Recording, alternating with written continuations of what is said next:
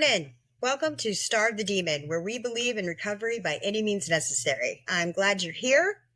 Today, we're going to talk about drug court. So there are over 3,800 treatment courts across the country. Now, these can be adult drug courts, juvenile drug courts, there's special courts for veterans. What these do is they try to take low-level offenders, and instead of putting them in jail, they put them in substance abuse treatment. The idea being that their criminal activity is drug related. So if we can get rid of the drug problem, we get rid of the criminal activity. And that makes sense to me because I have a extensive criminal background. Every crime I ever committed, every time I ever got in trouble, I promise you it was drug related. Doesn't matter what the actual crime was. Doesn't matter what the actual charge was. I promise you there were drugs involved. So the idea of drug court is wonderful because it allows people to take care of the actual problem. But what these people did, bad. Let's watch. Yeah, and now the judge presented with those fake results is speaking exclusively to NBC6. Christian Colon reports. This is Drug Court, a program that helps defendants charged with drug-related crimes receive treatment, and at the end of the program, their criminal cases could be dropped. That is a really big deal. It took me like 2 years coming out of prison to get a good job because every job application said, have you ever been convicted of a felony? And I had to say yes. What happens if you don't say yes? What happens if you just go, oh, no, I never have? Well, they pull your background check and they see that you're lying and you get fired. It's that simple. And if you're still on probation, you might actually catch a probation violation because you lied.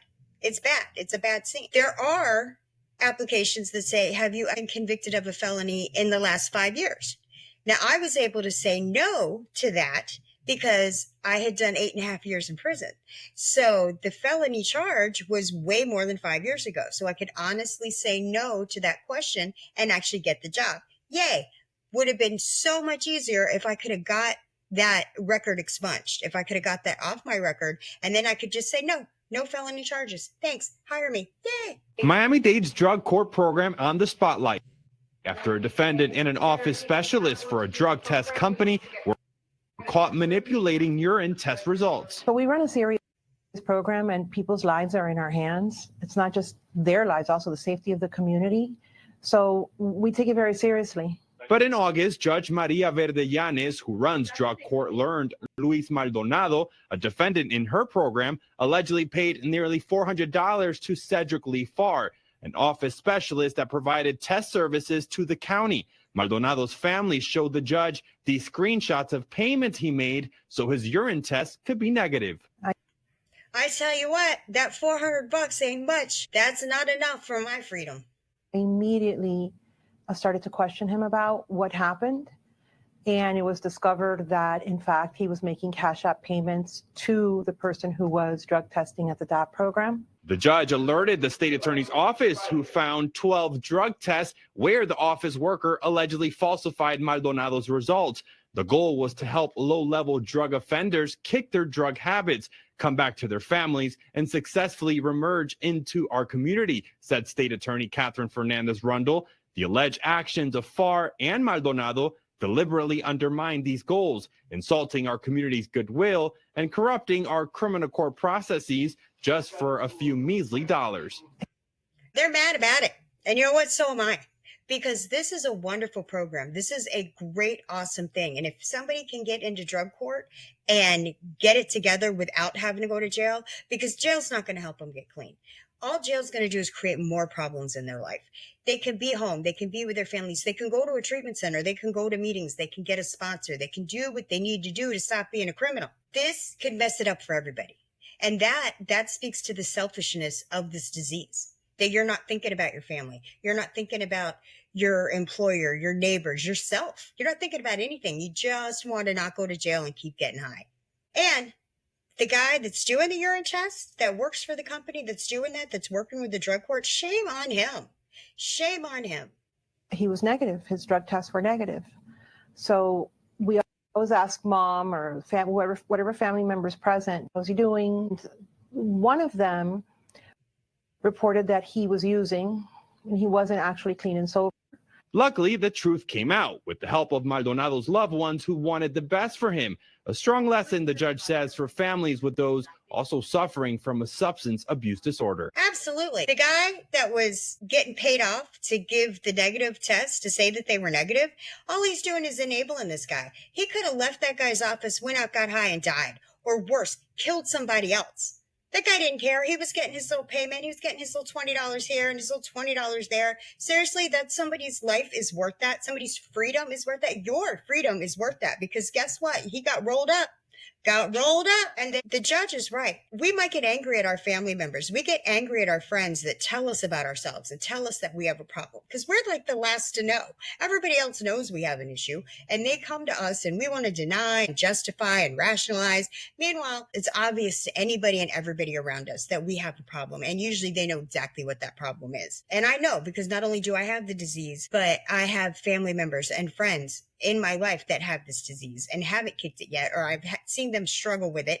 And it is the hardest thing in the world to do, to say, am I enabling them? Am I hurting them if I don't help them? Is what I'm doing actually helping them, or is it hurting them? And that's a scary place to be, because you're watching your loved one and you want to help them and you want them to stop hurting themselves and hurting everybody around them, but you're not sure what is the right thing to do. The judge is absolutely right. If they're involved with something like this and the judge says, hey, are they clean and sober? You are not doing that person any favors by lying for them. Oh yeah, they're fine. They're doing great. No, because you know what? They could go out tonight and die or kill somebody else. So you tell the judge, listen, they're not. They need more help. They need help. Please help them. You got to get that help. And if somebody's giving you help, you got to be willing to take that help. Otherwise, you end up in jails, institutions, or dead. That's it. Those are your options. Those are your choices. That's where addicts end up. That's where alcoholics end up. And your demon's not going to tell you that. Your demon's going to tell you could keep getting over. We're going to pay this guy $20 and we're going to not go to jail because we're going to fool the judge. We're going to fool this one. We're going to fool that one. Yep. And then your sister pops up and says, oh no, judge, he's still using. Pop him. And you might think in that moment that it's over for you, but that could be just the beginning for you. That could be the beginning of your new life where you get free of that demon. Say something. These two men will be facing corruption-related charges. Maldonado was kicked out of drug court, and the employee was fired from the testing services. The judge adds she believes this was an isolated incident. In Miami, Christian Colon, NBC6 News. I hope it was isolated, but I doubt it. Look, I used to work in retail management. I took all these management classes and all these courses on how to be a good manager. Part of that was learning how to deal with shoplifters and internal theft. And internal theft is very complicated. 100%. If you have one thief stealing from you, you have two. Because either somebody else is helping them or they know about it and they're not telling it. That's just as bad. That's why the federal government likes to do conspiracy charges, because you might not have done the crime, but you know about the crime and you didn't tell somebody about the crime. Now you're a conspirator. Now you get rolled up too. Sorry for your luck. I doubt seriously that this is the only guy that the urine collector was helping.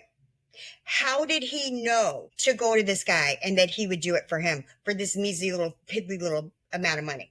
Somebody told him that. One of his friends was doing it too and said, hey, if you go over here and this guy takes your urine, he'll mark you as negative if you give him a little money. Oh yeah, there's more than one. Now, whether or not that's going to come out, whether or not they can prove that, who knows? That's beyond me. But I would put dollars to donuts. This is not an isolated incident. But maybe this happening will stop it, whatever's going on over there, because also he's probably not the only guy at the collection place that's involved with it. Because again, if there's one, there's two. Who else is taking the urine? Who else is shipping the urine? Who else is doing the paperwork? Who else is dealing with the court? I would say dollars to donuts, not an isolated incident. Maybe I'm wrong. Maybe this will, whatever they're doing over there, this is going to stop it. Because somebody over there is going, nope, not worth my job, not worth my freedom. I'm not getting a corruption charge. I'm not losing my job. So we can always help. So thanks for being here with me today. And if you have any thoughts, if you've been to drug court, if there's anything I've said that you'd like to correct me on, if you know anybody that's been in drug court, if drug court has helped you, if you've been through it, give me your experience. I've not been to drug court myself. I never got that lucky. So if you've got any experience, strength, or hope to add, please leave me a comment and check out my next video. Thanks.